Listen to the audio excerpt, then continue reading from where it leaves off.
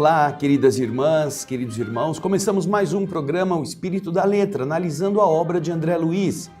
O livro é aquele que você já sabe, Obreiros da Vida Eterna.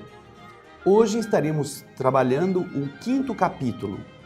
O capítulo da semana passada foi sobre a casa transitória. Interessante aquilo, não é? Você pensou sobre ele? Então, lá na casa transitória, o André Luiz encontrou irmão que tinha mais ou menos afinidade com o seu conhecimento, porque André Luiz, que havia sido médico na Terra, desejava conversar com alguém a respeito dessas questões ligadas à medicina no plano espiritual. Foi então encaminhado para o chamado irmão Gotuso, que é o título do capítulo 5º, que nós vamos começar agora.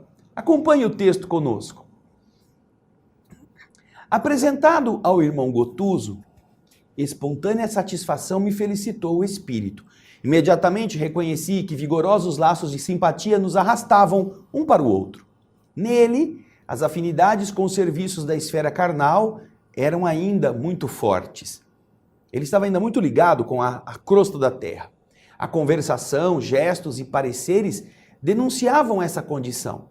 Impregnado de intensas lembranças da vida física, a qual ele se sentia imantado por incoercível atração, não subira, por enquanto, nos nossos círculos de trabalho mais elevado, contando apenas alguns poucos anos de consciência desperta, após acordar na existência espiritual. De início, ofereceu-me elementos para sumariar-lhe, para ter um resumo da sua posição. Havia desencarnado antes de mim, diz André. Andara muito tempo, através de caminhos purgatoriais, e embora houvesse ficado muitos anos semi-inconsciente entre sombras e luzes, apresentava-se em dia, estava conhecendo, estava atualizado com todos os conhecimentos da medicina propriamente humanos. E ele me disse: eu sempre supus que após a morte do corpo, nada mais teríamos a fazer além de cantar beatificamente no céu ou ranger os dentes no inferno. Mas a situação é extremamente diferente. E depois de um significativo parênteses, continuou dizendo: me refiro à velha definição teológica, porque nunca pude aceitar a tese negativista em caráter absoluto. Aquela tese que nega a continuidade da vida, que tudo acaba. Não, isso eu nunca acreditei. Impossível que a vida estivesse restrita ao palco de carne, onde o homem desempenha os mais extravagantes papéis em múltiplas atitudes cênicas, desde a infância até a velhice. Algo deveria existir, sempre acreditei, depois do necrotério e do túmulo. Eu, porém, admitia que a morte fosse maravilhoso passe de mágica, fosse algo de magia, orientando as almas a caminho do paraíso de paz imorredoura ou da região escura de castigos eternos. Entretanto, nada disso. Encontrei a vida em si mesma, com o mesmo sabor de beleza, intensificação e mistério divino. Transferimos-nos de residência, pura e simplesmente. E tanto trazemos para cá indisposições e doenças, como as investigações e processos de curar. Os enfermos e os médicos são aqui em maior número. O corpo astral é uma organização viva, tão viva quanto o aparelho físico que nós tínhamos no plano carnal.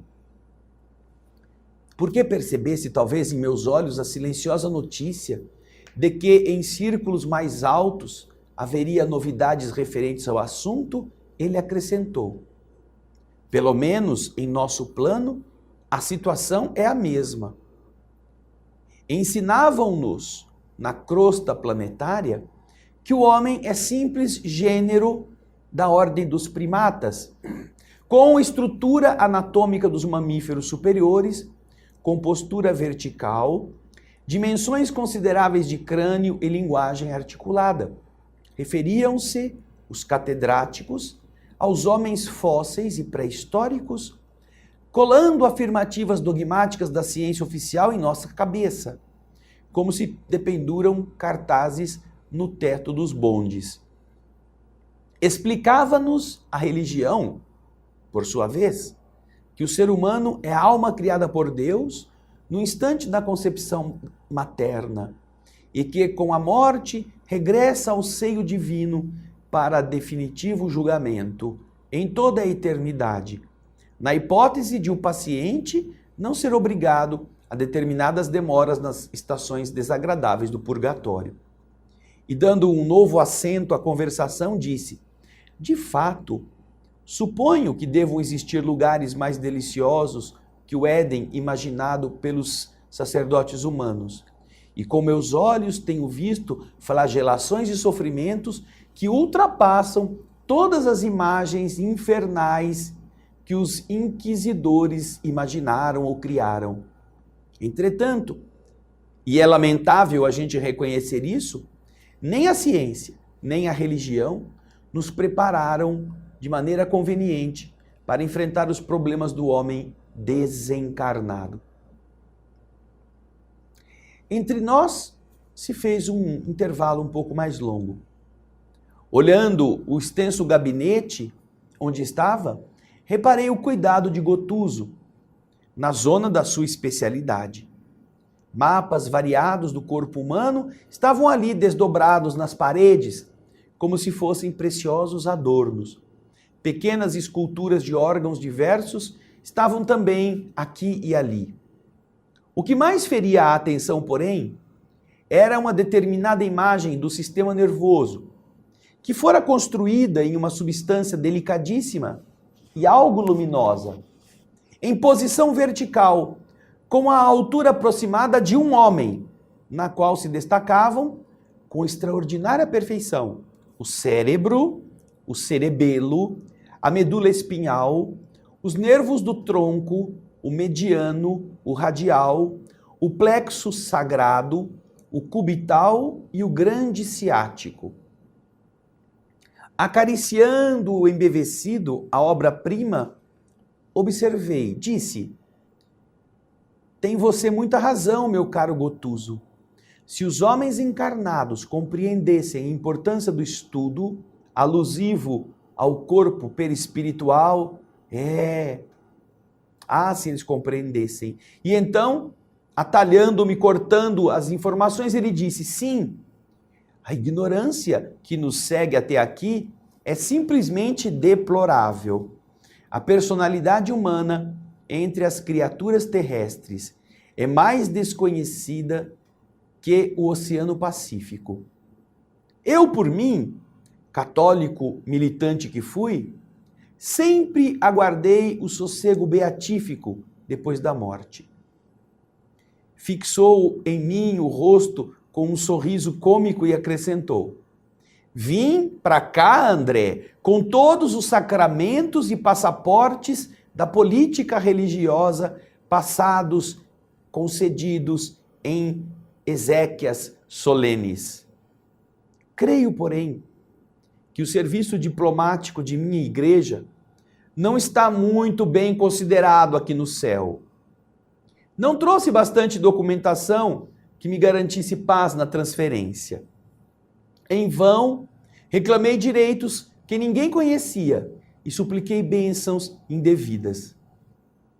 Em face do desconhecimento aqui predominante a meu respeito, voltei ao meu velho templo e lá também ninguém me identificou.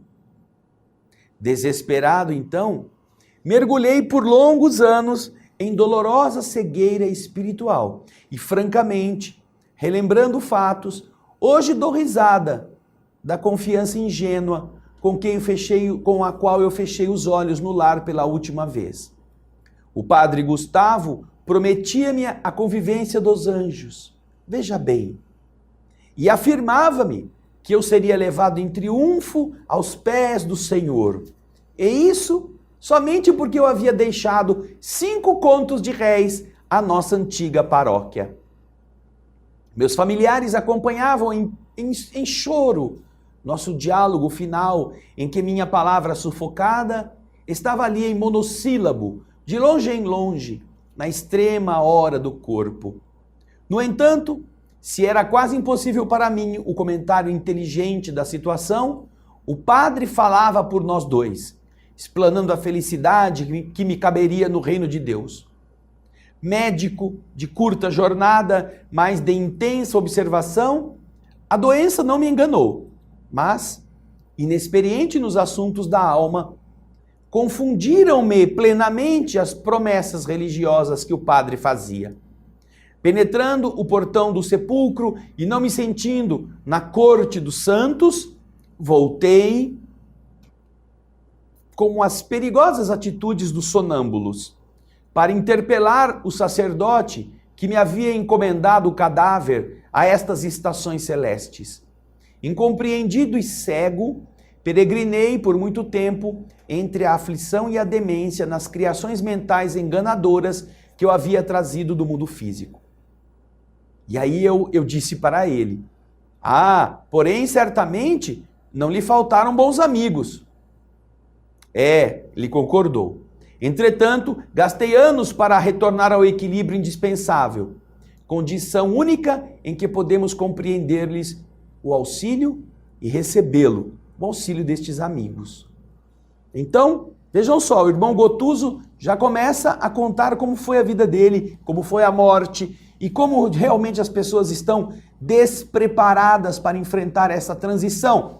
Alguns por não acreditarem em nada, outros por estarem iludidos com imagens que lhes são criadas pelas religiões que frequentaram. Nenhum deles, nem ciência, nem religião, capacitados para trabalhar as questões do depois da morte, com lucidez, com segurança. E então, ele que havia sido médico, sofreu bastante depois que chegou do outro lado, indo buscar, porque havia deixado um dinheirinho, e indo buscar as recompensas que lhe haviam prometido e que ele não havia recebido. Interessante. Essa história você já ouviu em algum lugar, não é mesmo? Então, no próximo bloco nós vamos continuar a conhecê-la. Eu espero você.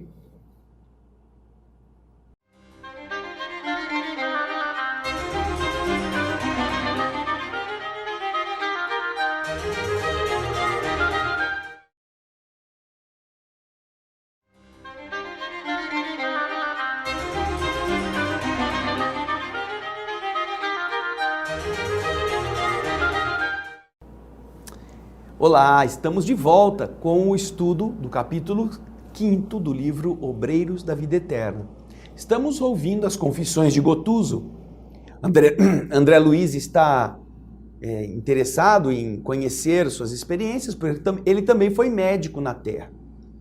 E contando as suas peripécias, tão logo se viu no lado da vida espiritual, diz que ele ficou um bom tempo perdido porque ele se deixou iludir por ideias equivocadas da imortalidade, não sabia, ficava esperando o paraíso ou as dores do inferno.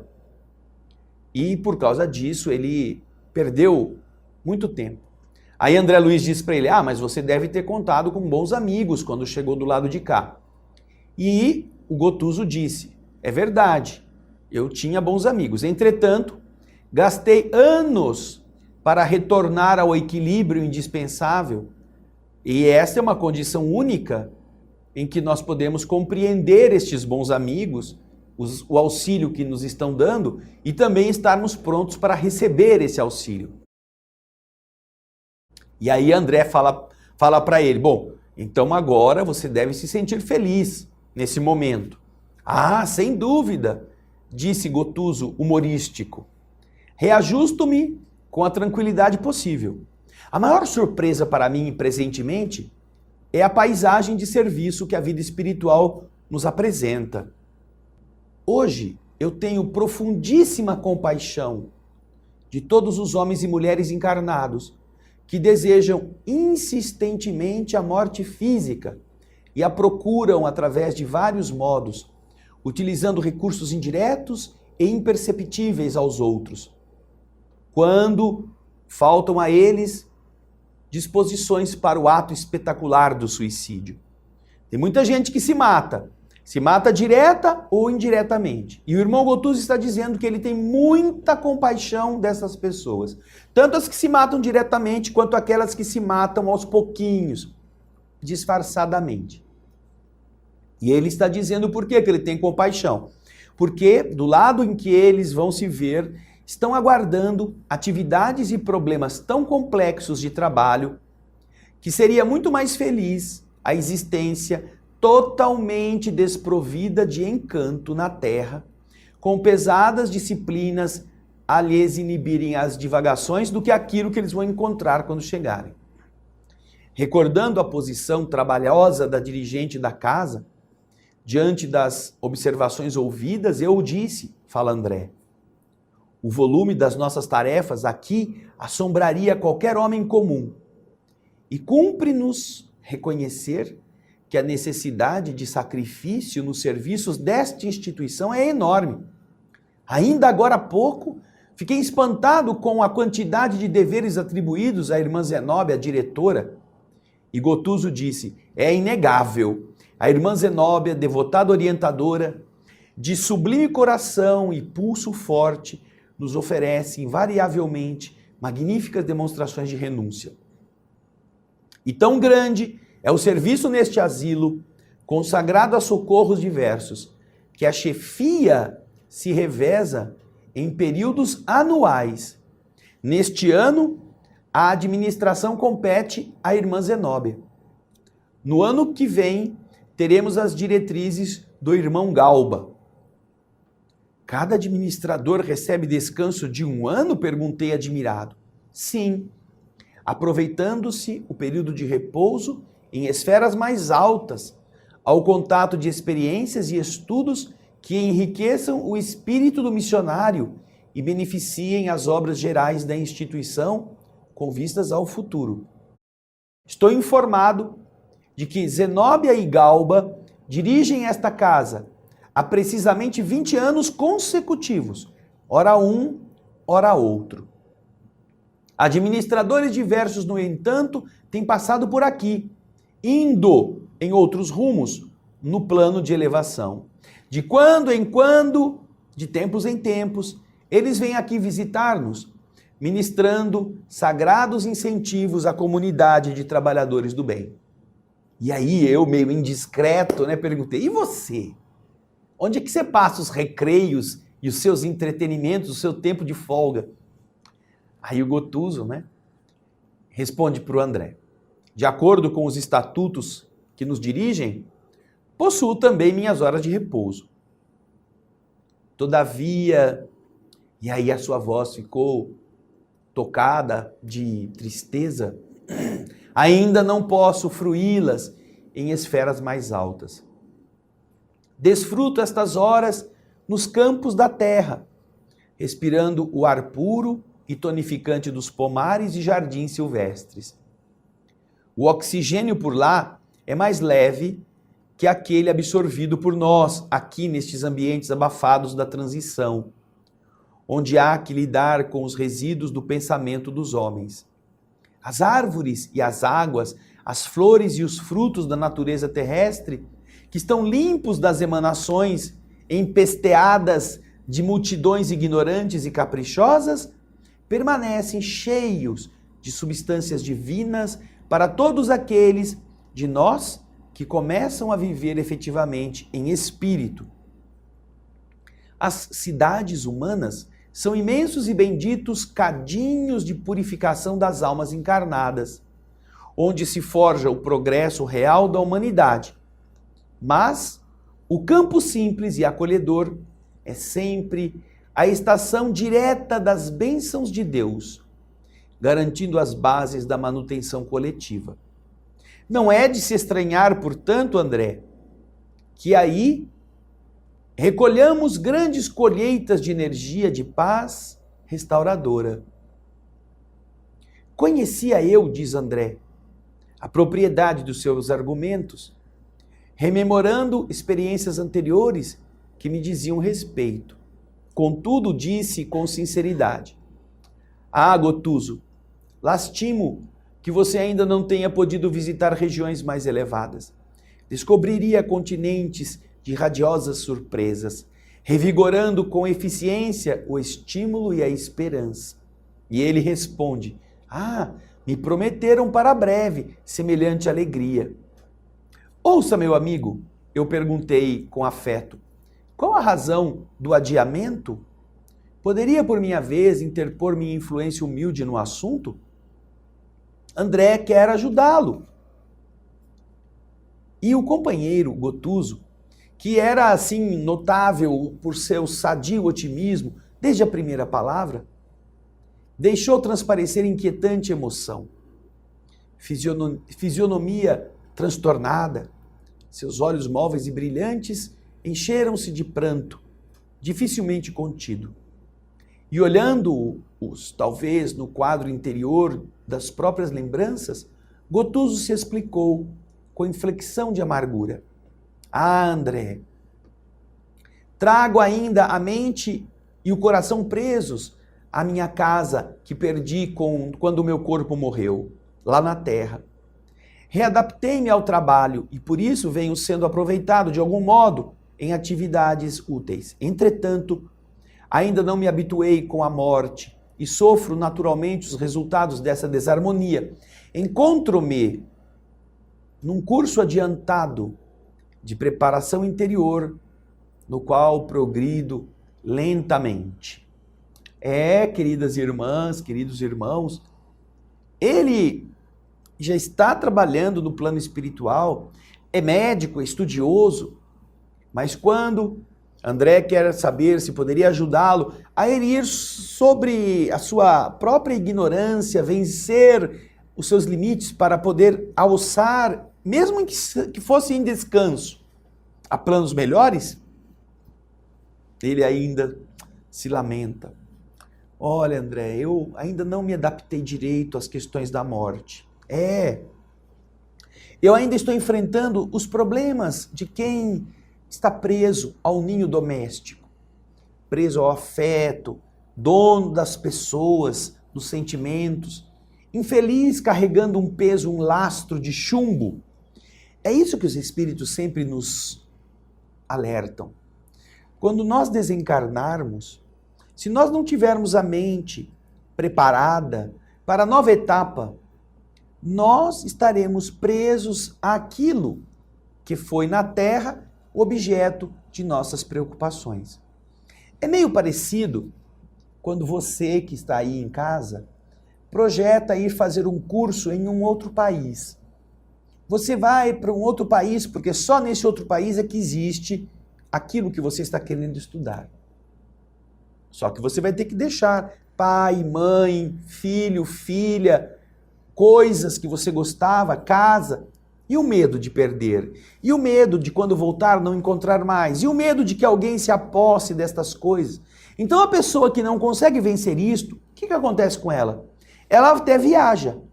Só que a primeira semana ela não aguenta, a segunda semana fica pior, a terceira semana ela afunda, deprimida. E aquilo que ela foi fazer, que era estudar, fazer o curso, ela não resiste. Eu vou abandonar isso aqui, vou voltar para casa, porque eu não fui feito para viver longe de quem eu amo, das coisas que eu quero. Você sabe, isso depende de cada pessoa. Mas quando você compreende que esse é um problema, e as leis espirituais nos ajudam a saber que nós não vamos parar no cemitério, e que nós não vamos poder levar para o outro lado bens, afetos, como se fossem nossa propriedade, nós passamos a viver isto agora com outro tipo de prisão ou de apego. Geralmente nós nos prendemos às coisas. Nós somos escravos delas. Não é que nós sejamos os donos. Geralmente as coisas é que são nossos senhores, nossos proprietários. Quando você vence esta dependência, você começa a libertar-se. E quando chega o momento dessa separação mais direta, mais brusca, você não sofrerá. Você poderá entender, não, eles estão lá, eles vão crescer, eles vão ter que se desenvolver e ao mesmo tempo eu vou estar aqui.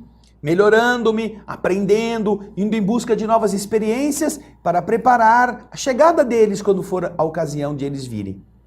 Assim, nós na Terra, com o conhecimento espiritual, poderemos vencer estas etapas. E é isto que o irmão Gotuso agora começa a explicar para o André Luiz por que ele ainda está preso às coisas da sua família, às coisas que ficaram na Terra. Apesar de trabalhar na instituição da casa transitória, ele ainda está ancorado no mundo.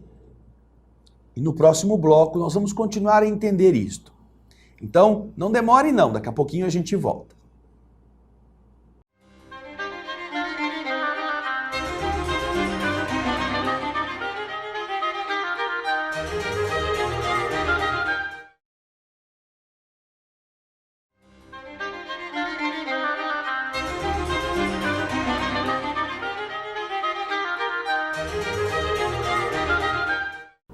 Olá, queridas irmãs, queridos irmãos, estamos continuando o estudo do capítulo 5º do livro Obreiros da Vida Eterna.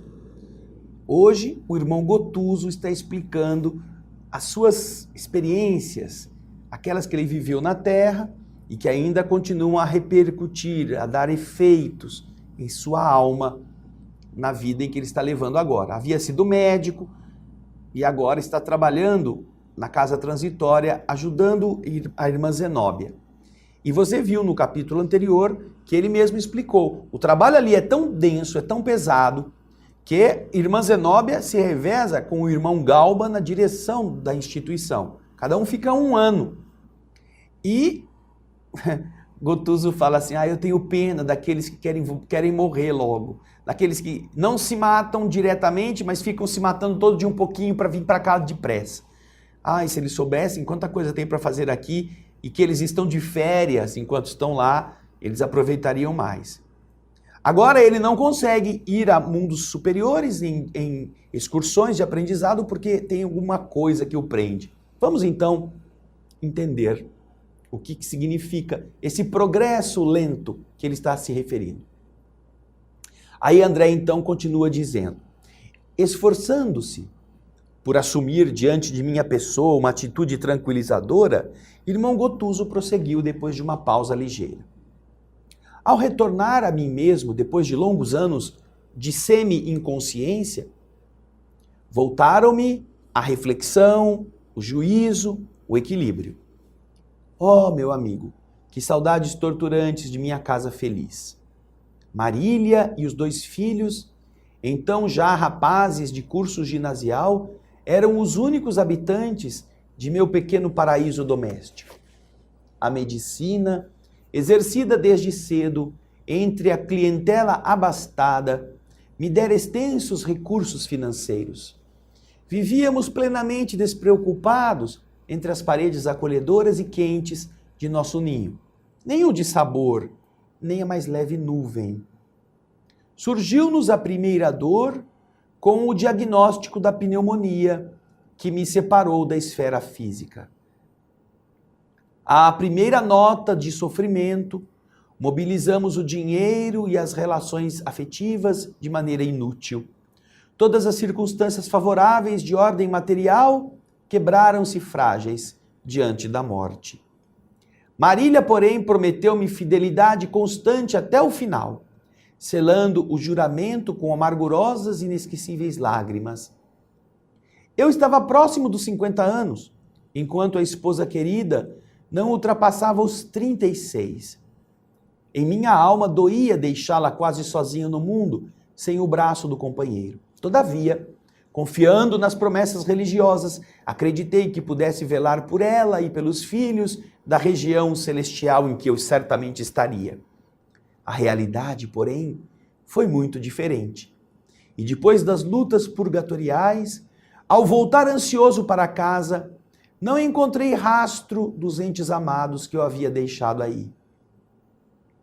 Enquanto eu estava naquele doloroso sonambulismo buscando socorro junto à religião, nunca pude voltar ao campo da família. Porquanto, antes de tentar, fui arrebatado em violento e escuro torvelinho, em violento e escuro rodamuinho, que me levou para a terrível paisagem de trevas e sofrimento indescritíveis. No primeiro instante de libertação, todavia, quando eu consegui escapar dali, eu não escutei toda espécie de ponderação. Rompi todos os obstáculos e, desejoso do carinho, encontrei-os. Enfim, encontrei a família.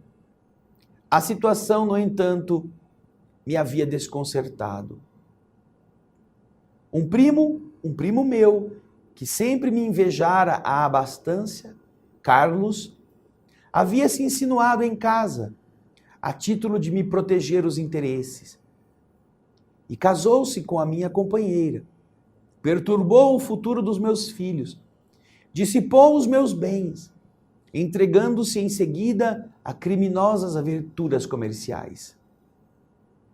Quase voltei ao primitivo estado de desequilíbrio mental, observando estes acontecimentos imprevistos. Após chorar a posição dos meus rapazes, convertidos em agenciadores de maus negócios, encontrei Marília, justamente no dia seguinte ao nascimento do seu segundo filhinho com Carlos. Ajoelhei-me em soluços ao pé do leito humilde em que repousava e perguntei a ela pelo patrimônio de paz. O que você fez por este patrimônio que eu havia lhe depositado confiante nas mãos?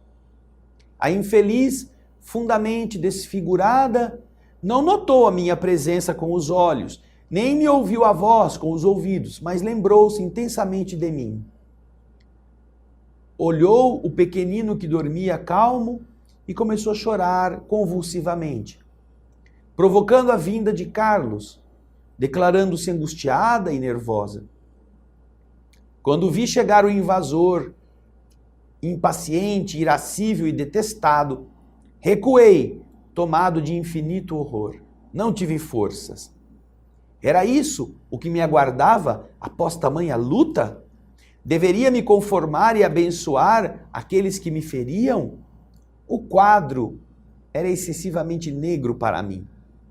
Em prejuízo de meu espírito desfrutar uma existência regular, com todos os desejos atendidos, não havia me iniciado no ministério da tolerância, da paciência, da dor. E por esse motivo meus sofrimentos assumiram assustadoras proporções. Gotuso enxugou as lágrimas que lhe corriam abundantemente dos olhos. E em vista da impressão forte que o seu pranto me causava, ele acabou terminando. Quase 10 anos são passados e minha mágoa continua tão viva como na primeira hora. Eu deixei Gotuso entregue ao desabafo. Alguns minutos pesados rolaram entre nós. E eu lhe disse por fim: Gotuso, não guarde semelhantes algemas de sombra no coração. E então, logo a seguir, eu fiz um resumo da minha história pessoal. Ele me ouviu, atento, confortado. Finalizando, eu disse: por que razão condenar a companheira de luta? E se fôssemos nós os viúvos? Quem poderia afirmar que não teríamos sido de novo pais com qualquer outra pessoa? Não se prenda por mais tempo. O velho egoísmo humano é criador de prisões tenebrosas. Ele percebeu a minha sinceridade e com humildade se calou. E porque o ambiente se fazia menos agradável diante da exposição dos íntimos aborrecimentos dele, perguntei, para dar um outro rumo ao pensamento: o seu trabalho aqui se limita à assistência aos doentes no setor das tarefas que lhes são atribuídas?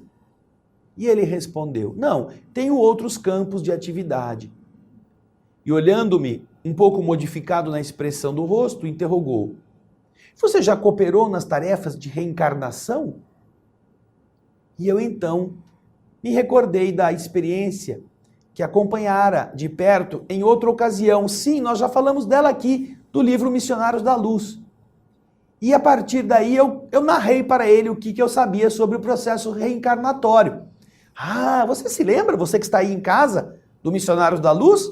Você se recorda da história do Segismundo?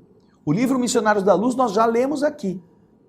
E comentamos cada capítulo. E ali, o capítulo 12º, 13º, 14º, falam do processo reencarnatório, preparando depois a reencarnação em si e o que vem depois. Vocês estão vendo aí o esforço dos espíritos na reencarnação do Segismundo. Isso tudo está bem detalhado no nosso estudo, no Espírito da Letra do livro Missionários da Luz. Você pode acessar todos os capítulos e ver nas imagens do projeto Imagem como são preciosas as ações do mundo invisível para que uma alma volte ao corpo físico. O irmão Gotuso, ele também trabalhava ali com os processos reencarnatórios, por aquilo que ele vai dizer. E André Luiz então comenta, olha, houve um tempo que eu acompanhei um processo reencarnatório, lá do Segismundo. Veja só, eu narrei para ele o que eu sabia. Então, nós vamos meditar a respeito de que o espírito já estava trabalhando no bem, já estava na instituição que a irmã Zenóbia dirigia, mas ainda estava arraigado àquela raiva, vamos dizer assim, né? Mágoa. O fato de a esposa, dos filhos, terem se aventurado por outros caminhos, terem aceitado outra união. O ciúme, o apego. Ela havia prometido para mim, coitado desse Gotuso, né? O padre prometeu o paraíso e ele acabou naquela condição. Tudo errado. A mulher prometeu para ele que ia ficar com ele, que ia ficar viúvo o resto da vida, esperando voltar a encontrá-lo, e algum tempo depois lá está ela, casada com o primo Carlos. O primo Carlos, sabendo que o primo deixou uma bolsa graúda, a mulher viúva sozinha, os dois filhos, eu vou dar um apoio moral, sabe? Apoio moral. E levou todo mundo para o buraco. E o pai, o falecido, agora sofrendo, porque ele acha que aquilo é dele. Ele sente que aquilo ainda é a felicidade dele. E isso estava amargurando. Por isso que ele não conseguia sair de onde ele estava. André Luiz, que passou por uma situação semelhante, onde ele relata isso no nosso lar, com a Zélia, casada com o Ernesto. Lá no nosso lar, nós já lemos isso aqui. Ele dá a ele um conselho. Esqueça, nós também, talvez, se fôssemos os viúvos, teríamos nos casado. E agora volta o assunto da reencarnação. No próximo bloco, nós vamos ver o que irmão Gotuso estará comentando a esse respeito da tarefa que ele realiza também na questão reencarnatória. Então, nós vamos fazer um pequeno intervalo. Você vai tomar uma aguinha rápida, mas volta depressa, hein? Que daqui a pouco a gente está aqui.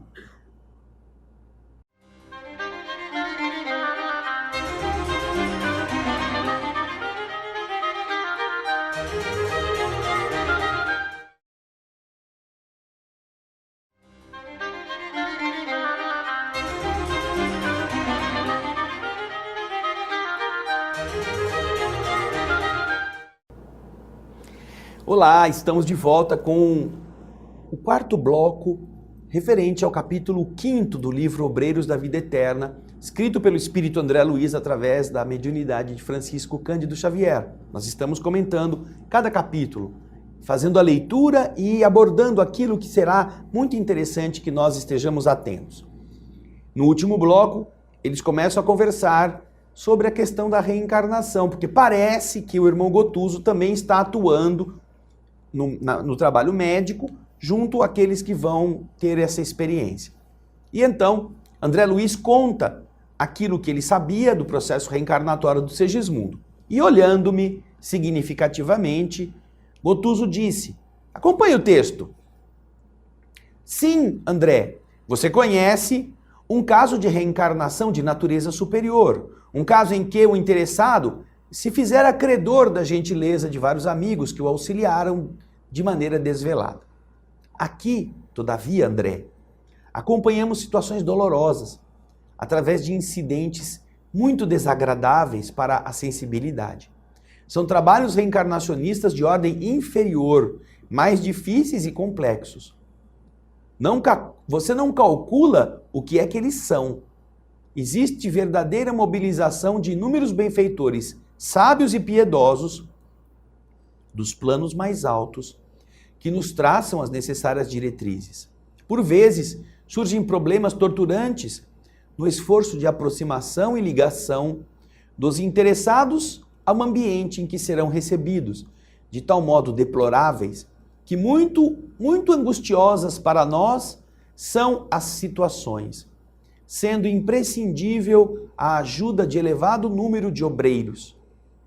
Segue-se a reencarnação expiatória de inenarráveis padecimentos pelas vibrações duras, agressivas do ódio e das humilhações punitivas. Na esfera venturosa em que você habita, existem institutos para considerar as sugestões da escolha pessoal. O livre-arbítrio, garantidor de créditos naturais, pode solicitar modificações e apresentar exigências justas, mas aqui as condições são diferentes. Almas grosseiras e endividadas não podem ser atendidas em suas preferências acerca do próprio futuro, em virtude da ignorância deliberada em que elas gostam de estar de maneira indefinida. E então, de acordo com aqueles que as tutelam da região superior, são forçadas a aceitar os roteiros estabelecidos pelas autoridades competentes para os seus casos individuais. Por nossa vez, nós somos os executores das providências respectivas e nos constitui obrigação vencer os mais extensos e escuros obstáculos. Nesses quadros de dor, vemos pais e mães que instintivamente repelem a influenciação dos filhinhos antes do berço, dando ocasião a discórdias sem nome, a antagonismos aparentemente injustificáveis, a doenças indefiníveis, a abortos criminosos. Enquanto isso vai acontecendo, os adversários que reencarnam em obediência ao trabalho redentor, programado pelos mentores abnegados dessas personagens de dramas sombrios, com longa representação no cenário da existência humana, dramas de muitos séculos, penetram o campo psíquico dos ex-inimigos, dos futuros pais, e lhes impõem sacrifícios intensos e quase insuportáveis. E depois de uma pequena pausa, continua dizendo: repare, André, que a diversidade entre as suas informações e as minhas é efetivamente muito grande. Os espíritos que se esforçam nas aquisições da luz divina, através do serviço persistente na própria iluminação, eles conquistam a troca direta com esses instrutores mais sábios, aprimoram-se consequentemente e pelos atos meritórios que eles já realizaram, podem escolher seus elementos de uma nova vida na crosta terrestre, como o trabalhador digno, que pelos créditos morais que ele conquistou, também pode esperar as ferramentas melhores destinadas ao seu trabalho. Já os servos do ódio e do desequilíbrio, da intemperança e das paixões, estes que se preparem para as exigências da vida. Aos primeiros, a reencarnação será verdadeira bênção em aprendizado feliz. Todavia, aos segundos, a reencarnação constituirá a necessária e legítima imposição do destino criado por eles mesmos, com o menosprezo. E por que foi criado, né? Por causa do menosprezo a que eles entregaram as dádivas de nosso Pai no espaço e no tempo em que eles já viveram antes. Escutando, diz André, essas observações, sob uma profunda impressão de alegria, de encantamento, não pude conter a conclusão que me saiu otimista e espontânea da boca. Gotuso, mas é você, experiente desse modo quanto aos problemas do resgate espiritual, quem ainda guarda a mágoa do lar que se foi? Você sabe de tudo isso? Como pode prender-se no desalento? Como pode deter tamanha possibilidade de libertação? O companheiro me olhou com seus olhos inteligentes e lúcidos, como a dizer em silêncio que sabia tudo isso. E então, esforçando-se por parecer jovial, respondeu: não se preocupe. Em vista das extremas dificuldades para me dominar, eu atualmente estudo a probabilidade de reincorporação no ambiente doméstico, enfrentando a situação difícil com a devida bênção do esquecimento provisório na carne, a fim de reconstruir o amor em bases mais sólidas, junto daqueles que não tenho compreendido tanto quanto deveria. Ele está pensando em renascer, filho, quem sabe, do Carlos com a Marília, será? Nesse instante, certa enfermeira veio à porta de entrada pedindo licença para nos interromper e informou que a turma de sentinelas em tratamento mental esperava no salão ao lado. Gotuso me esclareceu que seguiria imediatamente. E eu e ele a sós, ele me explicou, sorrindo. Na esfera carnal, André, na qualidade de médico, nossas obrigações resumiam-se ao exame detido das enfermidades, com indicação clínica ou intervenção cirúrgica, e ao fornecimento de diagnósticos técnicos que outros colegas confirmavam quase sempre como um espírito de solidariedade dentro da classe. Mas aqui a paisagem é diferente. Cabe-me usar a língua como estilete criador de vida nova. A casa está cheia de cooperadores que trabalham servindo ao seu programa de socorro e que se submetem aos nossos cuidados de orientação médica ao mesmo tempo. Não basta, porém, que eu lhes diga o que sofrem, como fazia antigamente. Devo funcionar, acima de tudo, como um professor de higiene mental, auxiliando-os na germinação e desenvolvimento de ideias reformadoras e construtivas, que possam elevar-lhes o padrão da vida íntima. Distribuímos recursos magnéticos de restauração com todos os necessitados, reanimando-lhes a organização geral com os elementos de cura ao nosso alcance. Não sem ensinar, entretanto, a cada enfermo algo novo que lhe reajuste a alma. É preciso ensinar. Em outro tempo, tínhamos o campo de ação na célula física. Agora, essa zona de atuação é a célula mental. Observando então a disposição ativa do companheiro, pensei no tempo que eu gastara antes de participar dos serviços médicos da região superior para a qual fora conduzido. E perguntava a mim mesmo a razão pela qual fora Gotuso tão depressa utilizado ali, na esfera de socorro aos aflitos. Reparei, entretanto, que o novo amigo não me recebia os pensamentos, nem mesmo de maneira parcial, demonstrando-se ele menos exercitado nas faculdades de penetração. E acompanhando-o ao outro recinto, onde o aguardava extensa clientela, notei que a assistência ali era ministrada a doentes em massa, dentro de vibrações mais grosseiras e lentas, exigindo a colaboração especializada de médicos desencarnados que, como acontecia a Gotuso, ainda conservavam regular sintonia com os interesses imediatos da crosta terrestre. Nós vemos aqui a mesma coisa que o assistente Jerônimo e a irmã Zenóbia haviam dito ao André Luiz. Cada um sendo utilizado naquilo para o que está preparado. Modernamente nós costumamos dizer assim, cada um no seu quadrado, né? Cada macaco no seu galho.